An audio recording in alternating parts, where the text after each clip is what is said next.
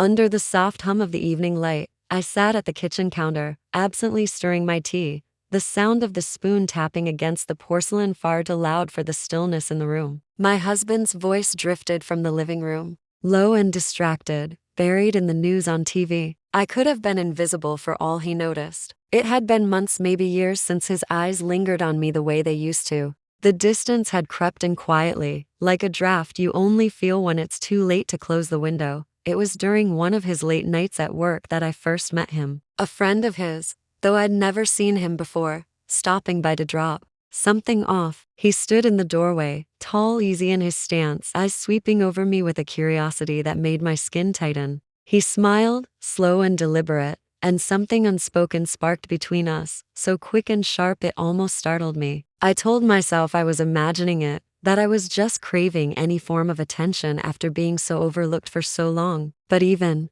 then, I knew it wasn't just in my head. The first few conversations were nothing more than polite exchanges about the weather, about a misplaced package, about the ridiculous traffic outside. But in the way he held my gaze a second longer than necessary, I could feel something taking root. His voice carried a warmth that seemed to pull me in without effort, and I caught myself leaning forward just to hear him better, even when he wasn't speaking softly. Once, he handed me a small box my husband had left in his car, his fingers brushing mine. It was only a fraction of a second, but the contact sent a shiver so sudden through me that I had to turn away to hide it. The details of him stayed with me more than I wanted to admit. The faint scent of his cologne, the way his laughter had a low, restrained edge to it, like he was holding something back. I would hear it later in my mind when the house was quiet, letting it fill the spaces where my husband's voice no longer reached. It made me feel guilty, but not enough to push the thoughts away.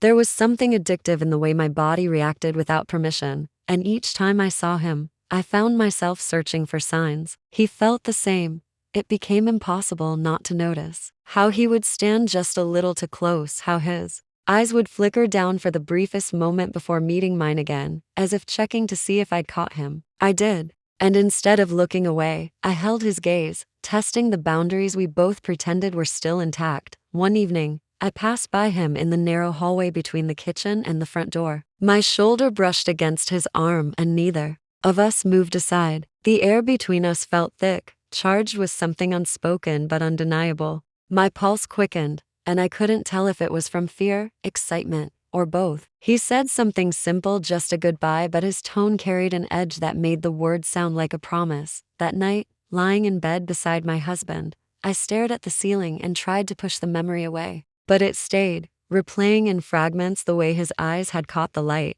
the almost imperceptible smirk that seemed to know exactly what he was doing to me. I told myself to stop, that nothing good could come from letting my mind wander down that path, but deep down, I knew it was already too late. The line between harmless attention and something far more dangerous was blurring, and I wasn't sure I wanted to redraw it. I started noticing patterns, small but deliberate, in the way our paths crossed.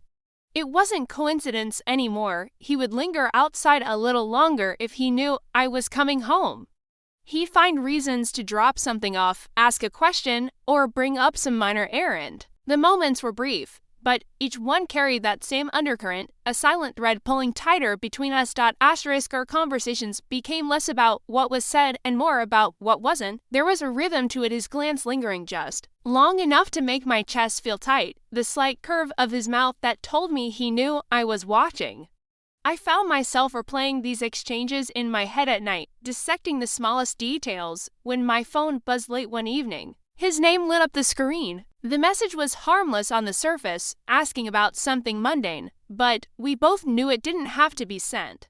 I replied anyway, and the back and forth stretched into an hour, each reply a little slower, a little heavier with suggestion. The guilt was there, a constant presence in the back of my mind, but it was tangled with something else, an anticipation I couldn't ignore. I caught myself dressing with more intention, even when I told myself I wasn't, a little more care with my hair, a softer shade of lipstick, perfume I hadn't worn in months. I told myself it was just for me, but I knew better. One afternoon, he stepped closer than he ever had before, leaning in to hand me something. His fingers brushed mine again, but this time, they didn't immediately pull away. My breath caught, and I couldn't stop my eyes from meeting his. There was no smile this time, no pretense, just a stillness between us that felt louder than any words. Asterisk from then on, every interaction carried an unspoken weight. I could feel it in the way he would position himself near me without touching, as if daring me to close the gap. The world around us could have disappeared, and I don't think I would have noticed. When he looked at me, it was like he was stripping away every layer I'd built to keep things in their place, and for the first time in years, I didn't feel invisible. Asterisk nights became the most dangerous. Messages sent under the glow of my phone screen, his words short but heavy. Sometimes he'd write only a single sentence enough to make me imagine the tone in his voice, the expression I'd seen on his face before. I would lie awake afterward, my heart pounding, wondering how far this could go before we'd both have to admit what was happening. Asterisk, then it happened the moment that left no room for pretending. I had been moving between rooms, distracted, not expecting anyone else to be there. I stepped out, my hair still loose, my clothing barely clinging to my frame, and there he was. His eyes caught mine, and neither of us moved. The space between us felt like it could break at any second. His gaze didn't waver, didn't shift away like politeness demanded. Instead, it held me still, and in that instant, everything we'd been circling around for weeks became a silent admission. Asterisk, I walked past him without a word, my heart beating so hard it felt like it might burst, but I knew the line we'd been towing had just been erased. The next time we were alone, we wouldn't be able to go back. Asterisk. The air between us felt heavier than it ever had, thick with something we'd both stopped trying to deny. It was late, the kind of quiet that makes every small sound feel amplified. He was there, close enough that I could feel the warmth radiating from him even without his touch. My pulse thudded in my ears, my breath catching in my throat as I realized there was no one else, nothing else to interrupt what was about to happen. I moved without thinking, or maybe he did first. Either way, the space closed.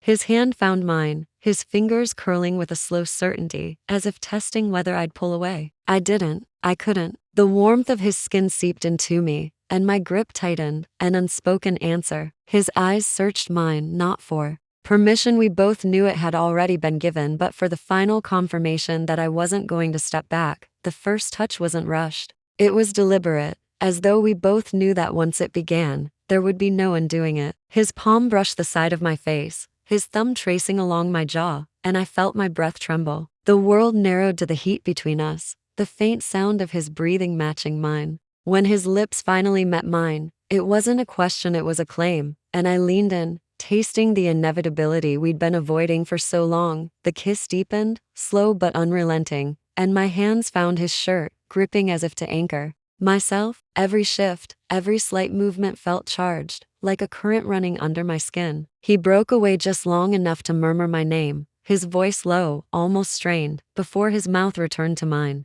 The weight of his touch sent shivers through me, each one tightening the pull that had been growing between us for weeks. It wasn't just the kiss, it was the way his hands roamed as though mapping out a place he'd been imagining in the dark for far too long. My body responded instinctively, leaning into every contact, closing every gap between us until there was no space left to pretend. The sound of fabric shifting, the brush of his fingertips against bare skin, it was all-consuming, erasing everything else from my mind. We moved as though pulled by something beyond us, something that had been quietly waiting for this exact moment. Every second was sharper, more intense than the last, the pace quickening as if we both feared it could be taken away. My breath grew ragged, my heart beat wild, each movement feeding the urgency that had been building since the first glance. The first almost touch, when it finally stilled, it wasn't with distance but with closeness so complete I could feel his heartbeat against mine. Neither of us spoke. Words would have been too small, too inadequate for what had just happened. The silence wasn't awkward, it was full, saturated with the knowledge that we had crossed something irreversible. Lying there afterward,